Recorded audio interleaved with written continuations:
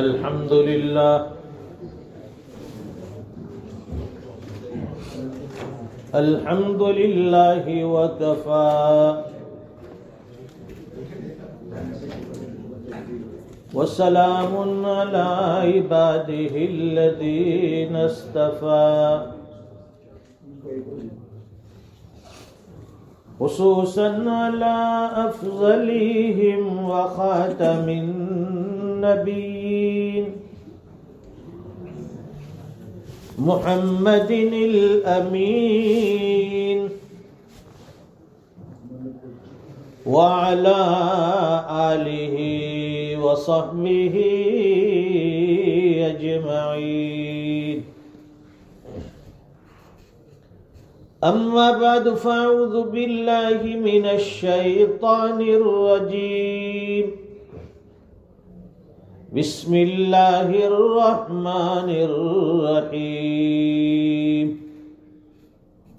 والذين آمنوا أشد حبا لله صدق الله العظيم. وقال النبي صلى الله عليه وسلم اللهم بارك لنا في رجب وشعبان وبلغنا رمضان. صدق رسوله النبي الأمي الحبيب الكريم ونحن على ذلك لمن الشاهدين والشاكرين والحمد لله رب العالمين. درود پاک پڑھو. اللهم صل على سيدنا ومولانا محمد وعلى آل سيدنا محمد وبارك وسلم. بزرگان محترم، نوجوانان اسلام اور گھروں میں بیٹھ کر سننے والی اسلامی مائیں اور بہنیں،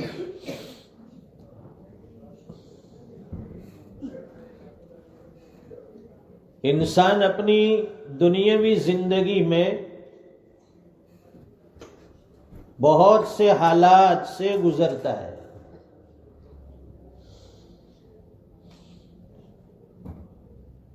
زندگی کا نام حالات ہے.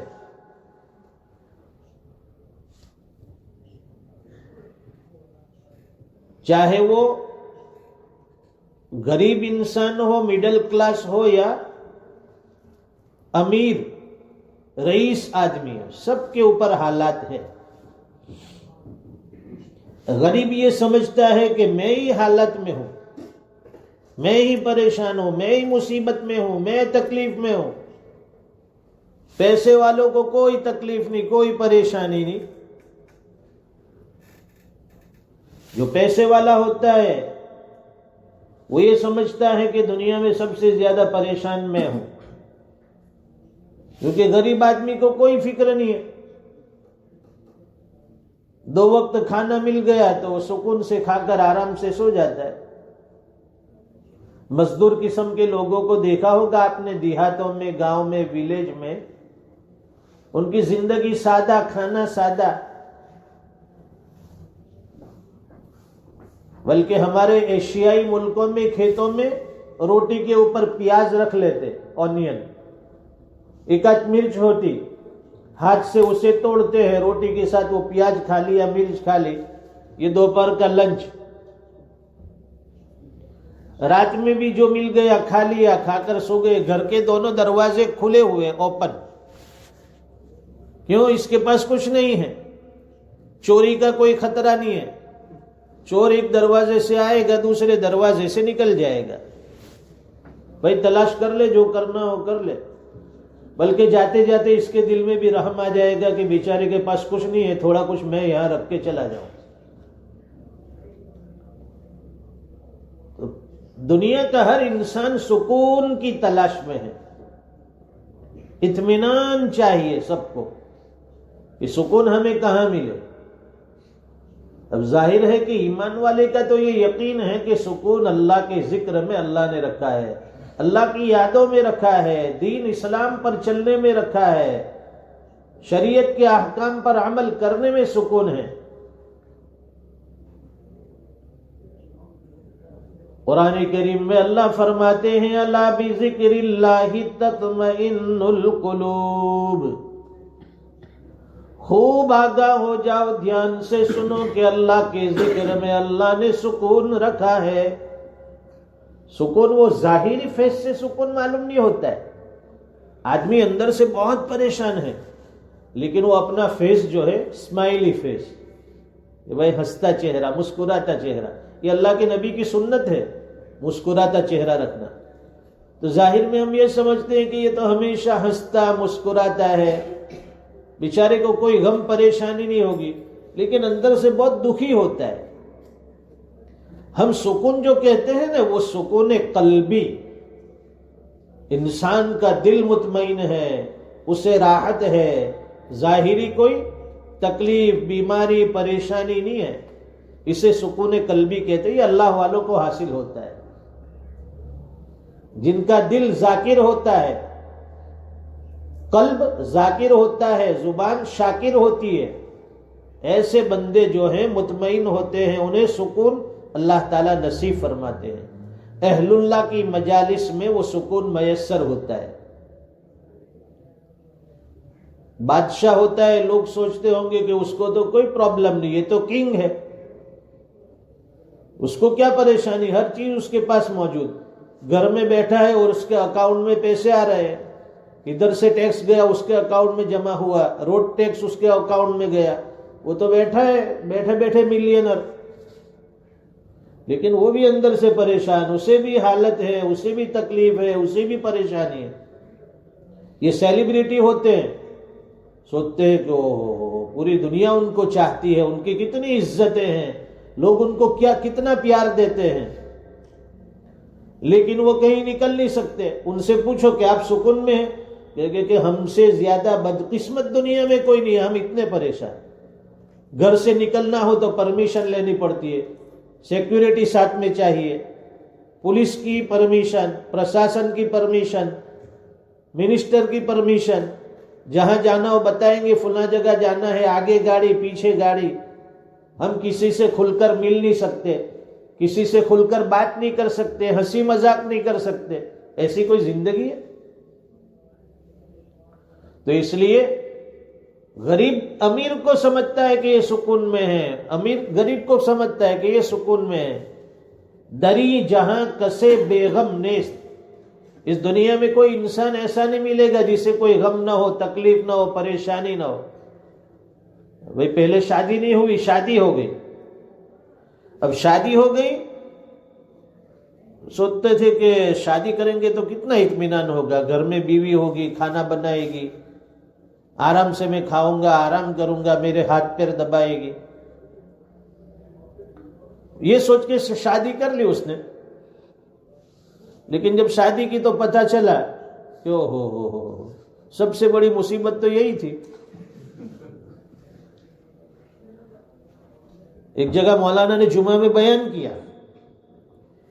کہ جو اپنی پریشانی کو، اپنی تکلیف کو خوشی سے اٹھاتا ہے دنیا کی زندگی میں، خوشی خوشی اٹھاتا ہے، اللہ تعالیٰ اس کو آخرت میں جنت کی نعمتیں عطا فرماتے ہیں، جنت کا داخلہ عطا فرماتے ہیں۔ اب یہ بیان سن کر گھر گیا، اپنی بیگم کو گود میں اٹھایا اور ڈانس کرنے لگا،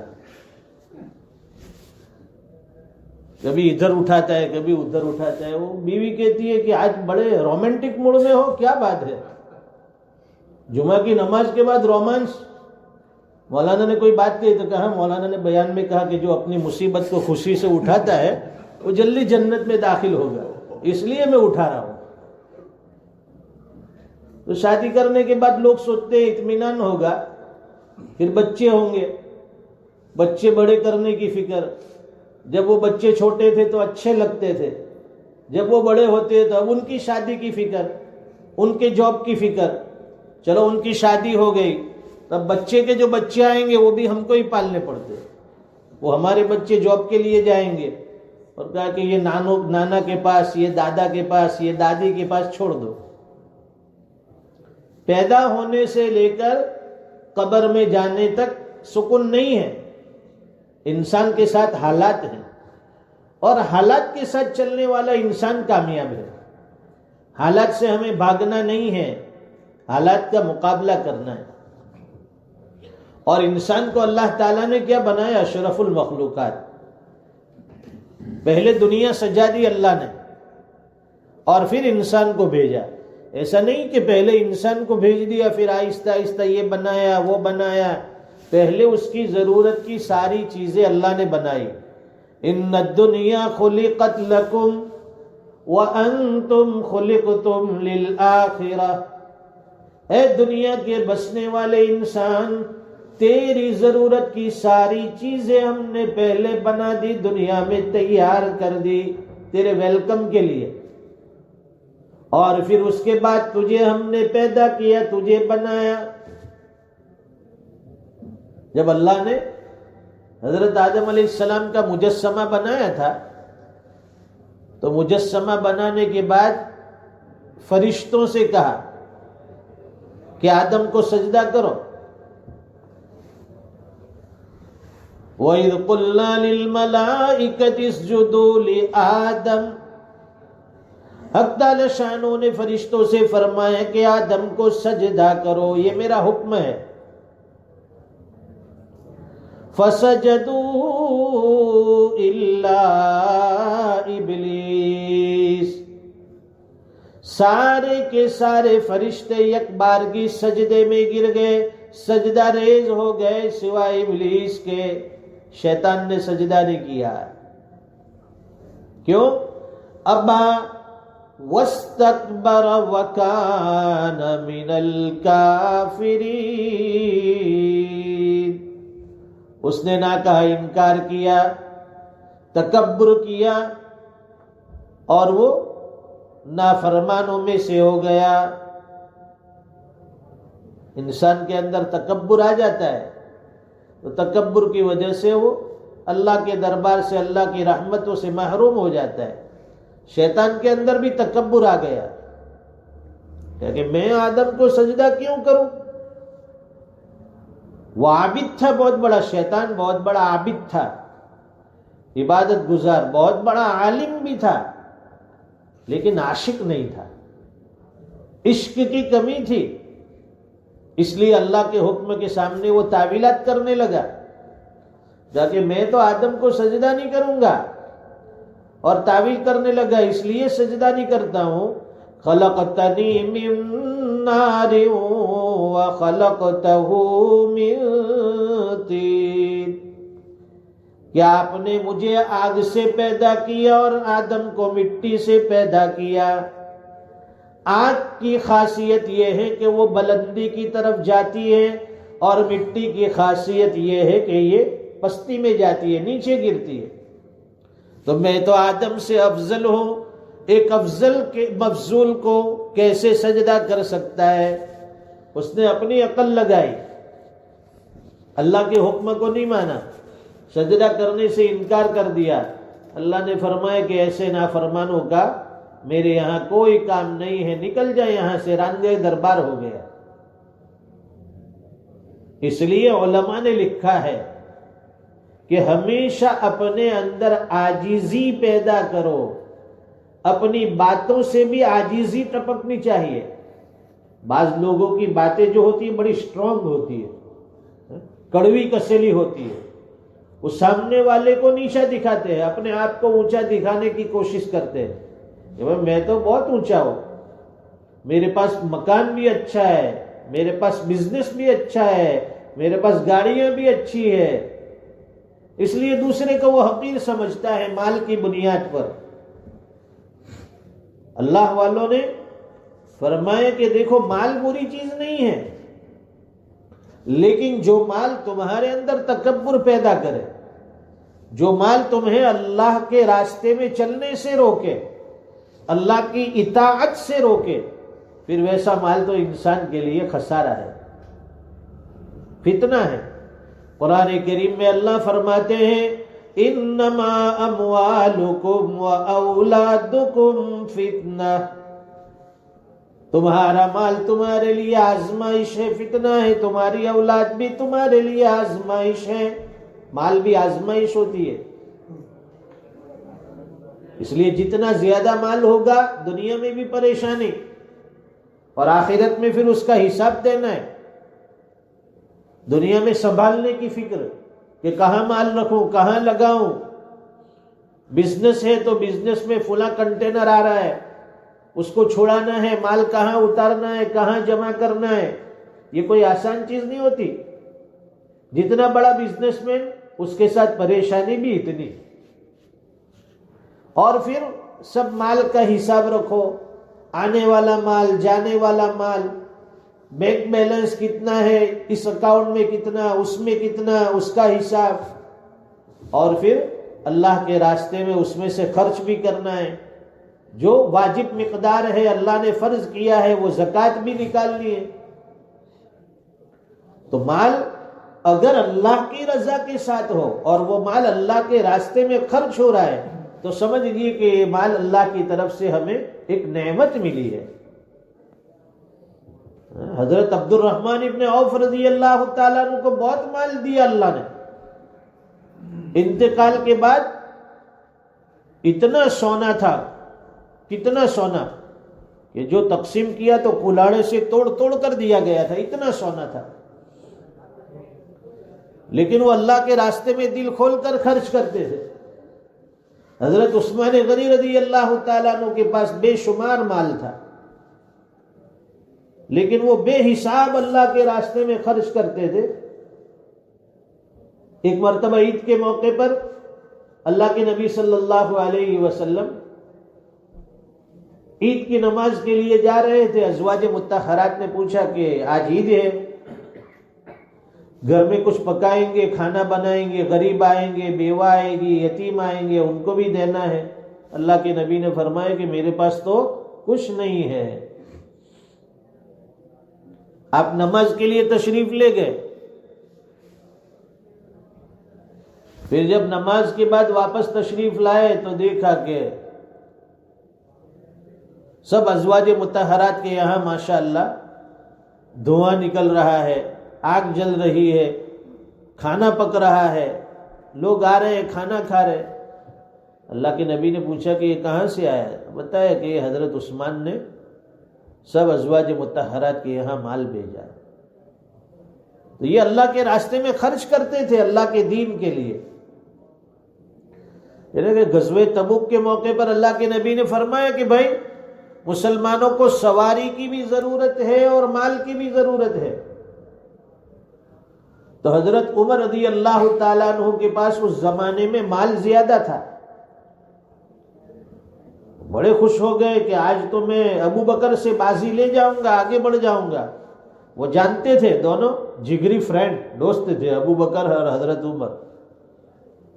دوست اپنے دوست کی حالت سے واقف ہوتا ہے نا، جانتا ہے، اور آپس میں باتیں شیئر بھی کرتے۔ تو حضرت عمر جانتے تھے کہ حضرت ابو بکر کے پاس ان دنوں مال نہیں ہے اور میرے پاس زیادہ مال ہے، آج میں ان سے سبقت کر جاؤں گا، آگے نکل جاؤں گا نیکیوں میں۔ کس میں؟ نیکیوں میں۔ کمپٹیشن صحابہ اکرام کی جو ہوتی تھی وہ مال کے اندر نہیں ہوتی تھی، ان کی ریس جو لگتی تھی وہ دنیاوی چیزوں کے لیے نہیں لگتی تھی، وہ نیکیوں کے لیے ریس لگاتے تھے۔ حضور پاک صلی اللہ علیہ وسلم کی خدمت میں حاضر ہوئے، بہت سا مال لے کر آئے۔ پوچھا کہ عمر کیا لائے ہو؟ حضرت عمر رضی اللہ تعالیٰ عنہ نے فرمایا کہ اللہ کے نبی میرے پاس جتنا مال تھا اس کے 2 حصے کی آدھا حصہ گھر والوں کے لیے چھوڑا اور آدھا آپ کی خدمت میں حاضر ہے۔ اللہ کے نبی نے بہت برکت کی دعائیں دی، اللہ آپ کے مال میں برکت عطا فرمائے، جان میں برکت عطا فرمائے، کاروبار میں برکت عطا فرمائے۔ اب تھوڑی دیر کے بعد حضرت ابو بکر بھی تشریف لائے، چھوٹی سی گٹھڑی لے کر۔ حضرت عمر بھی وہاں بیٹھے دیکھ رہے کہ ہاں ابو بکر اب آ گئے ہیں، آج میں ان سے بازی لے جاؤں گا۔ حضور پاک صلی اللہ علیہ وسلم نے پوچھا کہ ابو بکر تم کیا لائے ہو؟ فرمایا کہ اللہ کے نبی میرے پاس جو کچھ بھی تھا گھر میں سب کا سب لے آیا ہوں، جھاڑو لگا کر آیا ہوں تاکہ کچھ باقی نہ رہے، جو تھا وہ سب اللہ کے راستے میں۔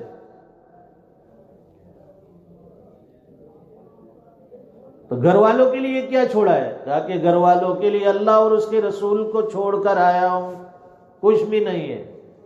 بہت زیادہ ہو اس میں سے آدھا دینا یہ تو آسان ہے، لیکن جس کے پاس کچھ ہو نا، تھوڑا بہت ہو، وہ سارا کا سارا دے دے تو پھر تو حضرت عمر نے کان پکڑ لیے کہ میں اگر نیکی میں آگے بڑھ سکتا تھا حضرت ابو بکر سے تو وہ آج کا دن تھا، لیکن آج میں آگے نہیں بڑھ سکتا تو اب کبھی بھی آگے نہیں بڑھ سکتا ہوں۔ تو یہ صحابہ کرام کی چاہت مال میں آگے بڑھنا نہیں ہے بلکہ نیکیوں میں آگے بڑھنا۔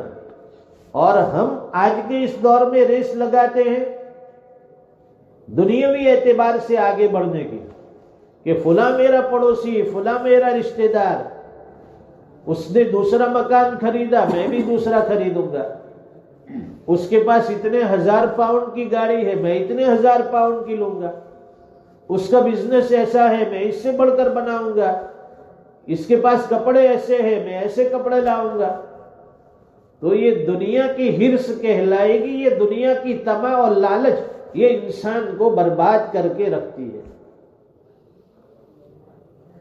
ہمیشہ اس لیے فرمائے کہ عاجز بندے بننے کی کوشش کرو، اور جتنی عاجزی ہوگی اتنا اللہ سے قرب نصیب ہوگا، اتنا اللہ کا عشق نصیب ہوگا، اتنا اللہ کا دھیان نصیب ہوگا۔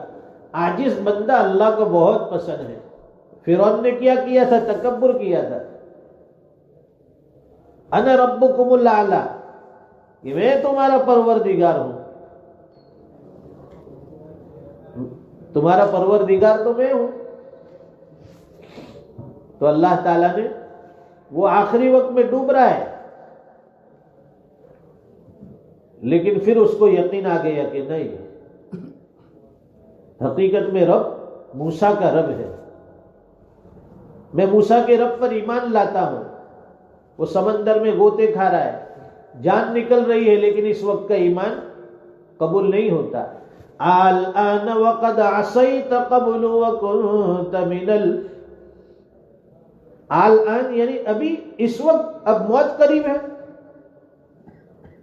جب موت نکل رہی ہے اس وقت تو ایمان لاتا ہے، اس سے پہلے تو تو نافرمانی کرتا رہا۔ تو اللہ تعالیٰ کو ایسا ایمان بھی پسند نہیں، اس لیے فرماتے ہیں نا کہ جب توبہ کا دروازہ بند ہو جائے گا اس کے بعد بھی دنیا تو چلے گی، لیکن توبہ کا دروازہ بند، اب توبہ کریں گے وہ توبہ قبول نہیں ہوگی۔ توبہ کا دروازہ بند ہو جائے اس سے پہلے توبہ کر لو، اللہ کو راضی کر لو۔ جب وہ گیٹ بند ہو گیا تو پھر توبہ کسی کی کام نہیں آتی ہے۔ آخری وقت میں سانس اکھڑ رہی ہے، اب ایمان لا رہا ہے، وہ ایمان بھی قبول نہیں ہوتا ہے۔ اس لیے صحابہ اکرام کی زندگی کتنی پاکیزہ تھی اور کتنی مضبوط ایمان والی زندگی تھی کہ ہر فیصلہ وہ عقل سے، دماغ سے اس طرح سے لیتے تھے، وہ جانتے تھے کہ یہ دنیا فنا ہونے والی ہے، یہاں اس کی کوئی حقیقت نہیں ہے، اصل زندگی آخرت کی زندگی ہے۔ اس لیے دنیا کی ہر چیز داؤ پر لگانا ان کے لیے آسان ہو جاتا تھا۔ ہمارے لیے دین کے نام پر خرچ کرنا اور دین پر لگانا ہمارے لیے مشکل ہے، کیونکہ ہمارا ایمان اس لیول کا نہیں بنا ہے، ایمان اتنا پاورفل نہیں ہے کہ ہمیں یقین ہو جائے کہ اللہ دنیا میں ہمیں 10 گنا دیں گے اور آخرت میں یہ جمع ہو جائے گا۔ حضرت عائشہ رضی اللہ تعالیٰ عنہ جب وہ فقیر کو دیتی تھی، نکال کے صدقہ دیتی تھی، اللہ کے راستے میں خرچ کرتی تھی، تو اس زمانے میں تو وہ درہم دینار چلتے تھے سکے، تو پہلے اس کو پانی سے دھوتی تھی، صاف کرتی تھی، صاف ستھرے کر کے وہ اللہ کے راستے میں دیتی تھی۔ کیوں؟ اس لیے کہ بھئی یہ مال جو ہے ہم اللہ کے راستے میں خرچ کر رہے ہیں، اس لیے اچھا مال اللہ کے راستے میں لگانا چاہیے۔ اور ہم جو ہوتے ہیں وہ پرانی نوٹ نکالتے ہیں، زکوٰۃ نکالنی ہے تو جو وہ کراری نوٹ ہوتی ہے نا اس کو الگ کرتے ہیں، اور جو پرانی وہ پھٹی ہوئی ہے، ڈپلیکیٹ نظر آتی ہے ایسی، چلو بھئی یہ فقیر کے لیے دے دو۔ ہمارا ایمان اور صحابہ کرام کے ایمان میں یہ فرق ہے۔ اللہ تعالیٰ کہی سنی باتوں پر عمل کی توفیق عطا فرمائے۔ اللہ تعالیٰ ہمیں اپنی سچی محبت، شدید محبت، مضبوط محبت نصیب فرمائے۔ وآخر دعوانا الحمدللہ رب العالمین۔ اللہم صلی علی محمد وبارک وسلم۔ ربنا آتنا فی الدنیا حسنہ وفی الآخرۃ حسنہ وقنا عذاب النار۔ اے اللہ ہم سب کے گناہوں کو معاف فرما، ہماری خطاؤں سے درگزر فرما، رحم کا، کرم کا، عافیت کا معاملہ فرما، ستاری اور غفاری کے فیصلے فرما۔ ہم سب کی عمر میں، علوم، رزق میں برکتیں عطا فرما۔ اے اللہ دین کے نام پر خرچ کرنا، شریعت کے نام پر اے اللہ خرچ کرنا، تیرے راستے میں خرچ کرنا ہم سب کے لیے آسان فرما۔ اپنی رضا والی زندگی عطا فرما، اپنی ناراضگی والی زندگی سے ہم سب کی حفاظت فرما۔ رمضان میں خصوصی طور پر عبادات کا ذوق شوق عطا فرما۔ اے اللہ ہماری نیتیں درست فرما، اخلاص اور للہیت عطا فرما۔ آنکھوں کے گناہ معاف فرما، زبان کے گناہ معاف فرما، ہاتھ پیر کے گناہ معاف فرما، جسم کے جن جن اعضاء سے گناہوں کا صدور ہوا ہے اے الہ العالمین معاف فرما دیجئے۔ باقی زندگی آپ کی رضا والی نصیب فرما، نیکیوں والی عطا فرما۔ گناہوں والی زندگی سے اللہ ہمیں نفرت عطا فرما۔ گناہوں سے ایسا دور بھاگنے والا بنا جیسے ہم زہریلے جانور سے دور بھاگتے ہیں، موذی جانور سے دور بھاگتے ہیں۔ نیکیوں کا عشق عطا فرما۔ اے اللہ ہمارے مرحومین کی مغفرت فرما، ان کے درجات بلند فرما۔ اے اللہ ان کے درجات بلند فرما، ان کی قبروں پر کروڑوں رحمتیں نازل فرما، اعلیٰ علیین میں بہترین جگہ عطا فرما۔ پیارے اللہ ہمارے لیے نمازیں پڑھنا آسان فرما، روزے کی عبادت آسان فرما، تلاوت قرآن آسان فرما۔ جتنی ٹوٹی پھوٹی عبادتیں ہو رہی ہے اے اللہ اسے قبول فرما، مزید کرنے کی توفیق عطا فرما، مزید ہمت عطا فرما، طاقت عطا فرما۔ اے اللہ تیرے راستے کی محنت کے لیے قبول فرما۔ ہماری اولاد کو نیک صالح بنا، آنکھوں کی ٹھنڈک بنا، گھروں میں 100% دینداری پیدا فرما، اولاد کو باصلاحیت بنا، ان کی قسمت کو چمکا دیجئے، دین دنیا کی بھلائیوں سے مالا مال فرما۔ اے اللہ ہماری اور ہمارے نسلوں کے ایمان کی حفاظت فرما، اسلام کی حفاظت فرما، مراکز دینیہ، مکاتب اسلامیہ، خانقاہوں کی حفاظت فرما، علماء کی حفاظت فرما۔ اطراف و جوانب میں ہمارے جتنے مسلم گھرانے آباد ہیں اے اللہ ان سب کی ہر اعتبار سے حفاظت فرما۔ ہم جس ملک میں رہتے ہیں اس ملک کے وفادار بن کر رہنے کی ہمیں توفیق عطا فرما۔ حکومت کی خلاف ورزی سے، قانون کی خلاف ورزی سے اے اللہ ہماری پوری حفاظت فرما۔ جو مانگا وہ بھی عطا فرما، نہ مانگ سکے بغیر مانگے اس سے بہتر و بڑھ کر عطا فرما۔ دعائیں اپنے فضل و کرم سے قبول فرما۔ ربنا تقبل منا انك انت السميع العليم وتب علينا انك انت التواب الرحيم صلی اللہ علی النبی الکریم آمین برحمتک یا جزاک اللہ۔